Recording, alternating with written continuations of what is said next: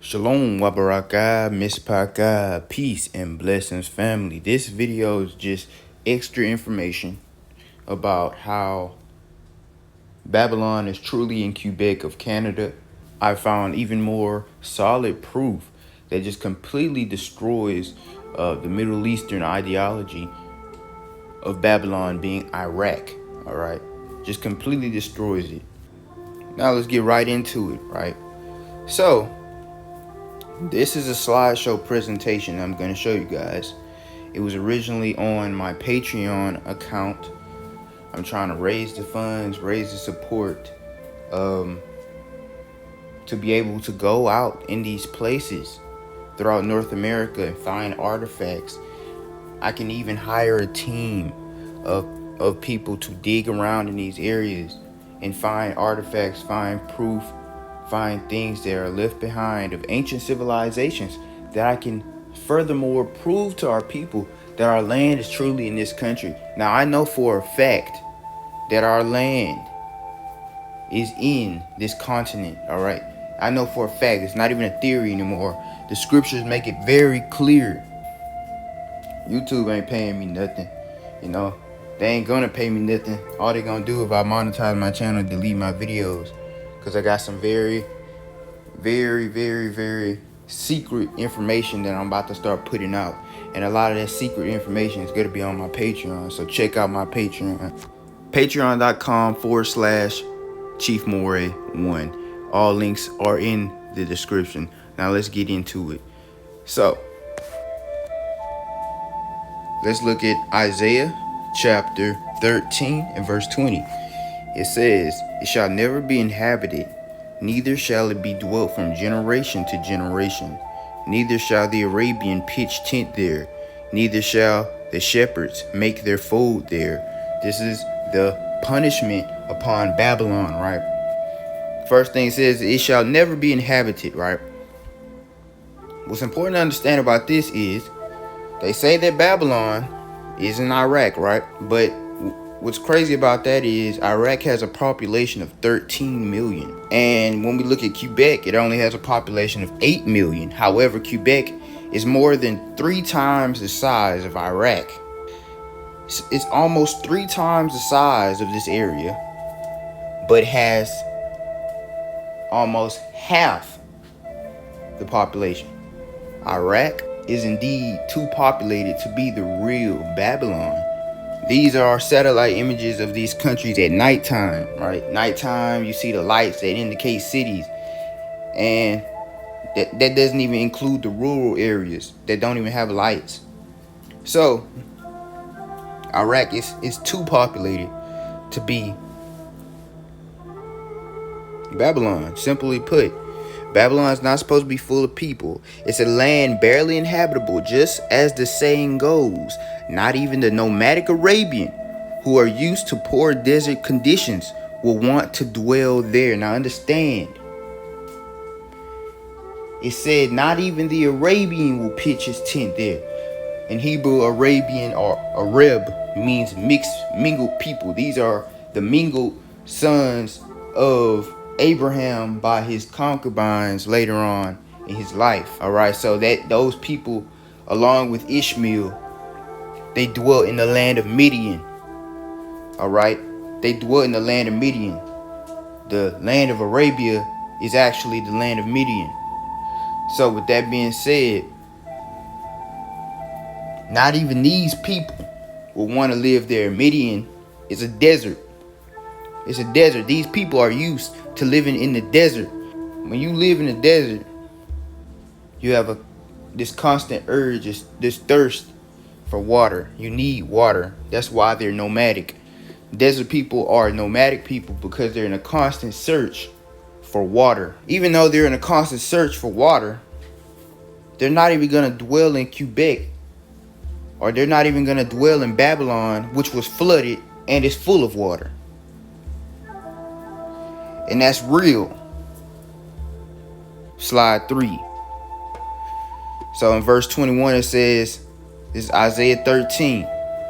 "But wild beasts of the desert shall lie there, and their houses shall be full of doleful creatures, and owls shall dwell there, and satyrs shall dance there. Now somebody asked me, well, Quebec is not a desert. Why does it say the wild beasts of the desert shall lie there? Gotta understand, northern Quebec is technically desert. The whole area of northern Quebec is technically desert. And there are desert animals living there. Alright? It's tundra. Alright? Tundra is desert.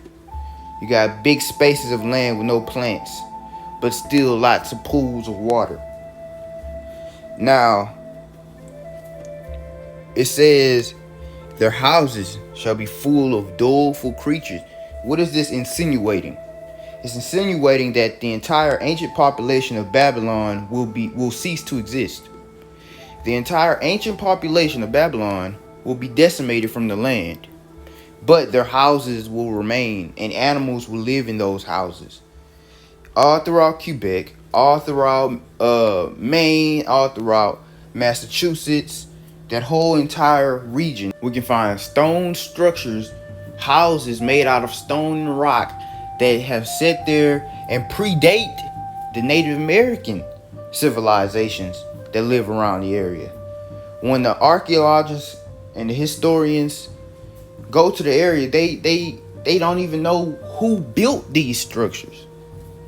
And when they ask the Native Americans who live there, they say they don't even know who built those structures. They're so old, they don't even know. These are the ancient Chaldean Babylonian structures. Alright? And I can just imagine the foxes, the owls, whatever, the snakes living in these areas because they are a shelter. They protect one from the elements. If humans no longer live in them, I bet you can find some type of animal living in them. If they don't have to dig their own shelter, they're good. So you can find these types of things all around Quebec, all in that entire area. You can't find stuff like that in Iraq.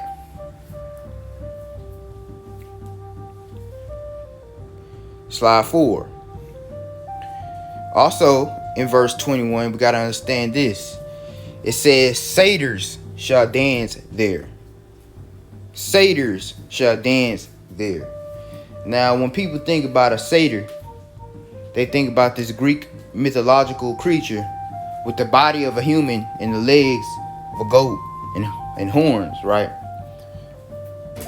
The reason why is because there is a Greek god named Pan,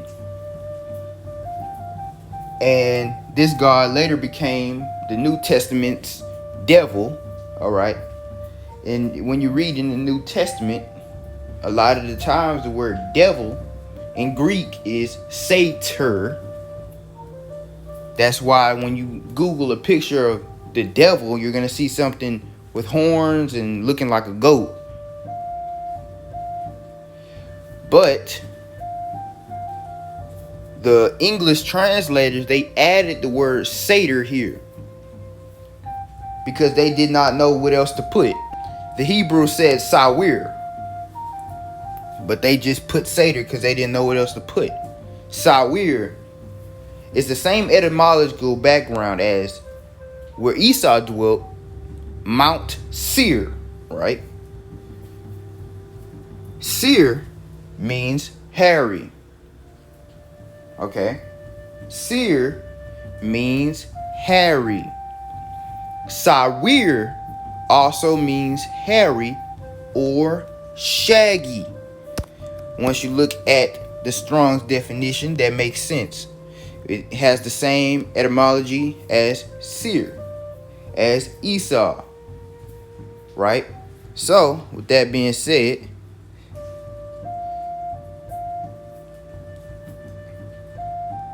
also, what does Esau mean? Asa, Sa, Seir. Come on, it has that same thing. Sa, Seir. Come on, same thing. Now, it said the Sawir shall dwell there. Hairy, fluffy creatures. Indicating not a hot climate like Iraq, but a cold climate. In order to have very hairy animals, you're going to have to be dealing with a colder climate. In Quebec, we have the musk ox, a wild cattle of North America. We have the musk ox, very hairy animal, and it's not even the only hairy animal, but it will make sense for this to be what it's talking about, because typically the musk ox did not dwell in Quebec. It used to dwell in Ontario and other parts of Canada, but they now live in Quebec. So it's a prophecy. Now they're moving to the area.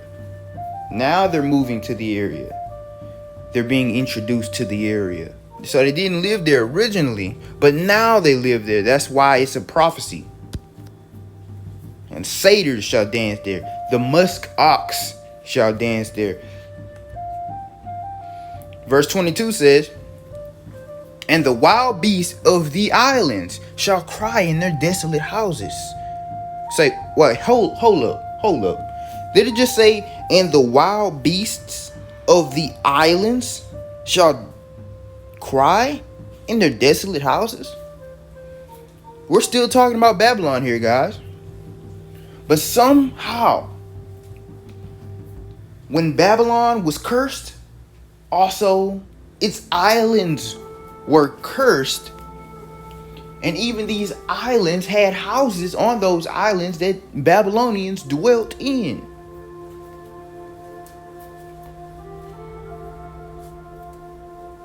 So, help me understand, which island of Iraq is this talking about? Because Iraq, which they call Babylon today, does not have any islands, especially any inhabitable ones with actual remains of houses. As you can see, the emptying out of the St. Lawrence River, we see 1, 2, 3 islands. 4 islands in the area. Actually more than that, because there's those little tiny islands. So with that being said, yes, there's many islands of Quebec, but there's no islands of Iraq. So what is this scripture talking about? So apparently Babylon even had islands with houses as well. Modern Babylon of Iraq has no islands, but Quebec has many. Slide 6. So now we're dealing with the next chapter, Isaiah 14, verse 22. It says, for I will rise up against them, saith Yah of hosts, and cut off from Babylon the name, and the remnant, and the son, and the nephew, saith Yah. I will also make it a possession for the bittern, and pools of water, and I will sweep it with the besom of destruction, saith Yah of hosts. First thing it said is, I will make it a possession for the bittern. So a bittern is a type of bird that lives in fresh water. They get the fish and stuff out the water.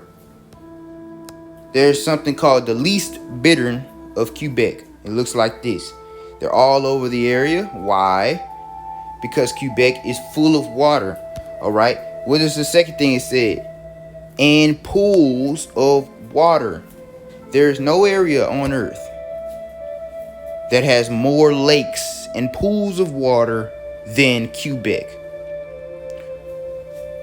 This area was indeed flooded, just like scripture says.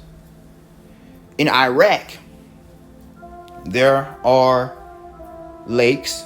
There are in southern Iraq near the Persian Gulf, but actually those are all man-made. Those are all reservoirs, man-made reservoirs of the Tigris and the Euphrates River, or the fake Euphrates River, I should say. Those are all man-made reservoirs. They're not real pools of water that came from a flood. Some type of flood that would have happened over there in the Middle East. The sea coming upon Iraq never happened. All right. But with Quebec, it's pretty much obvious, especially with the scripture saying this point, and I will sweep it with the besom of destruction. Now, what is a besom? That besom is just an old English word for a broom. So I feel like this was literal. I feel like y'all literally took a broom and swept Quebec. And the reason I say that is because there's a whole bunch of scratches, linear scratches in the land. Linear scratches. You could tell from satellite view, you can see how something just looks scratched. The whole entire land just looks scratched, as if there was something just scraping at the land. You know, that you don't see that. You do not see that in the Middle East. All right. Period, point blank. Streaks all on the land. Broom-like streaks at that. So this is slide 7. Gonna wrap this up here. So Jeremiah 51:42 says, the sea is come upon Babylon. She is covered with the multitude of the waves thereof. Jeremiah 51:55. Because Yah hath spoiled Babylon, and destroyed out of her the great voice. When her waves do war like great waters, a noise of their voice is uttered. It says, when her waves do roar like great waters, a noise of their voice is uttered. A great flood happened in this area that killed millions. If I go into Iraq's history, if I try to dig into Iraq's history, I'm not going to find no record of some giant flood killing millions in that area. So y'all said he would send a flood upon Babylon. No wonder Quebec has the most lakes on earth. Here's a map of all the lakes on earth and which area is the most blue. Isn't that very, very strange? How all of this is starting to add up, but it doesn't add up for the Middle East. You see, all, like, if I go in this entire area, you see all these, that's so many lakes. This is satellite images of Quebec in these pictures on the side. That's so many lakes, and the whole area is like that.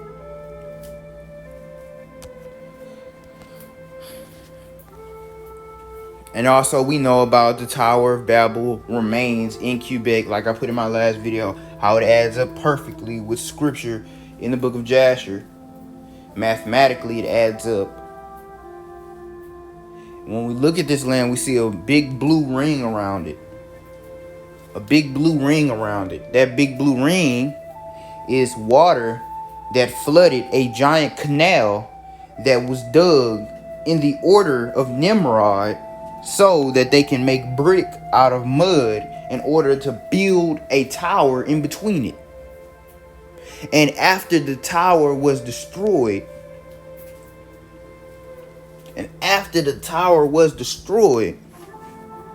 the only thing that remained was a huge canal that was built under the order of Nimrod. And after the area flooded, all you're gonna see is a big blue ring. And this big blue ring is in the shape of an exact circle. You do not see a phenomenon like this anywhere on the green planet Earth. It just does not exist anywhere except for Quebec. A lot of historians, ancient historians, they denote Nimrod as a builder of great canals. You don't see these great canals in Iraq. Where are they? Did they just disappear? Did a giant canal just disappear? No, they're in Quebec. So there's this article called Nimrod's Kingdom, the Land of Shinar, the Tower of Babel, the Wabanaki, and the Center of the Universe. Now, this was posted But I'm gonna let you know I did not make this. Nobody on YouTube made this. Some random white guy made this. Wrote this article. Look, this is the author. It says about the author. Some random white guy. All right, just want you guys to know that.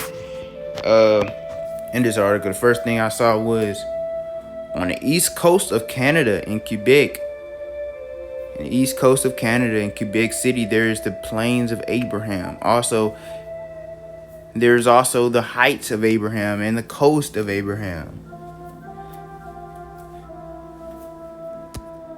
So they're talking about Quebec, and they're talking about how it matches up with Babylon. Tradition has it that Abraham built a temple called the Temple of Ur or Uruk in Quebec City. At the end of what was formerly called Abraham Street, you will find La Citadelle de Quebec. It is a massive old star fort, of which only approximately one half remains. Now, when you look at this fort and you research it, you will see that it was a military fort. They're gonna say that the French built it and stuff like that.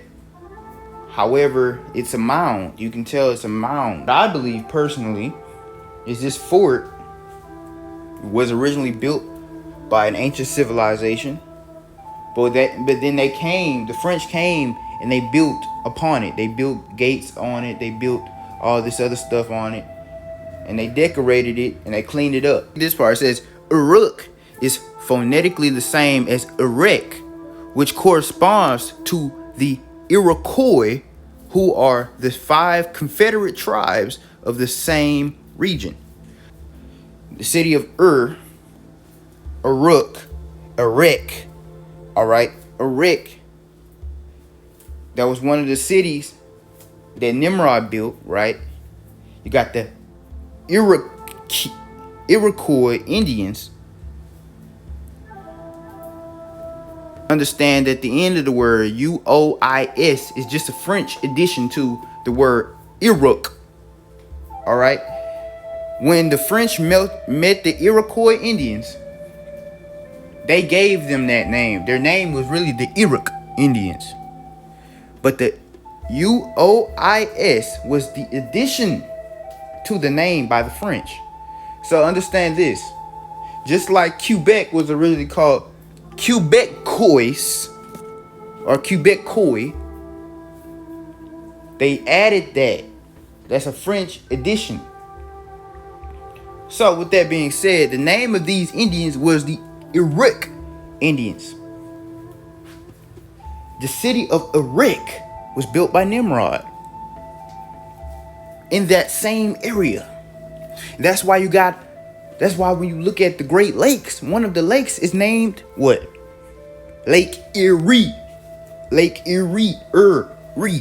All that is the same stuff. What's the other lake name? Lake Huron. Lake Huron. That's the area where Abraham lived. Come on, people. The whole area is biblical. It still has biblical names to this day. And look what they say about Acadia. They saying the same thing that I said in Migration Series 2. It says the land of Acadia is actually Arcadia. Arcadia is the name of the east coast of America, whose boundaries went from New Brunswick, Nova Scotia, and Maine all the way down to Georgia. They're saying the same thing that I said in Migration Series 2. Look at this. Akkad was also one of the cities that Nimrod had built. And you still got an area in America in the same area called Acadia. These people know what's going on. This man knows something. This man knows something.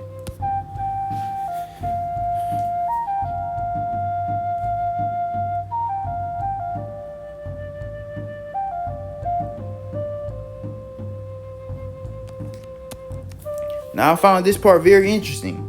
He said the other regions in Nimrod's kingdom were Calneh and Babel. Calneh also rendered as Kenna, which is true. When you go into the Hebrew and you look at the origin of the word Calneh, it's going to be Kenna. Kenna was the old pronunciation of Canada. When you look at the etymology of Canada, it comes from the Mohawk Indian word Kenata. Kanata. What is Kalna? The original Hebrew word for Kalna in scripture? Kana. Come on, people, come on, people. So you're telling me that the name Canada comes from the biblical city Kalna? Yes, that's exactly what I'm saying. And they even talk about the Lewis Babel Ecological Preserve. That's the same thing we were just looking at, that circular area over there in Canada that is the remains of the Tower of Babel. The link to this website is in the description. Check it out. They even saying the same thing that I also said. Could the two rivers of Babylon mentioned in the Old Testament, the two rivers of Babylon, were the Chebar River and the Euphrates River, right? Okay, let's look at this. Could the two rivers of Babylon mentioned in the Old Testament not be the Euphrates and Tigris, but the Mississippi and the 1,900-mile long St. Lawrence Seaway? Now understand this. The Mississippi is the real Euphrates, period. And the St. Lawrence is also a part of the Euphrates, but it was also called the Chebar River. All right. So with that being said, you got random white people making articles about the stuff that us Negro Israelites are putting out. Shows that this world is finna wake up very, very soon. And you sleeping Israelites who refuse to understand this knowledge, y'all finna be left in the dust. So with that being said, Shalom wa baraka, mispaka. Peace and blessings. Hope you guys learned something.